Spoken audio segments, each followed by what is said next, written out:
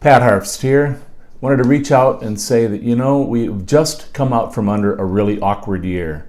2020, with the pandemic, the lockdown, the masks, it really sucked. The economy took a body punch, but like a veteran prize fighter, it got back up. For those of you who are just starting out your career in real estate, you picked an excitingly good time to come aboard.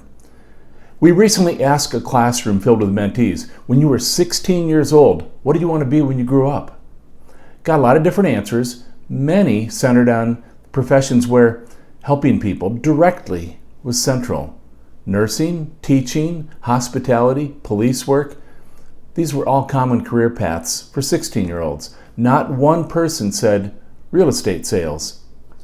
That's interesting, This profession attracts a certain personality, and yet it is never a first choice. So what are the common elements, the breadcrumbs that point to success in this profession? Well, it's really two very basic things: likability and knowledge. Every consumer measures realtors on these two metrics. They're the bare minimum skills you have to succeed. There's more, for sure, but those are the two at the foundational level. Well, what else? Forming good habits is always important, and I recently found, or kind of refound, a YouTube channel dedicated to good habits. It's called The Art of Improvement. I have a link just down below this, and I want you to spend a few minutes each day watching one or two of these cute little creations and set yourself up for, at a bare minimum, an awareness of what the good habits are. Now, there's still going to need to be some hard work put in.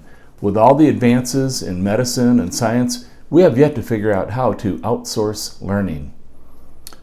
Are there any other skills for a new realtor to focus on? Well, what has worked for others that are traveling the same path? Most of the people who start out and have success in this profession are not afraid to get in the game. So here's the secret. Grab a bat, get up to the plate. The pitcher's waiting for you. There's going to be voices in your head telling you that you can't do this. They're going to try and pull you away from your goal. These voices are echoes from our youth most of the time. I don't know if it was parents or teachers, but somebody said, "Be careful, it's a dangerous world out there. Stay inside the lines. Get a good 40-hour-a-week job and stay there for 40 years. That, I promise you, is horrible advice. The reality that we each face is very different. We know that growth happens not in the comfort zone, but in the discomfort zone.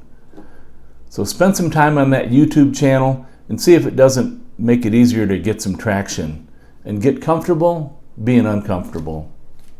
Have a great weekend.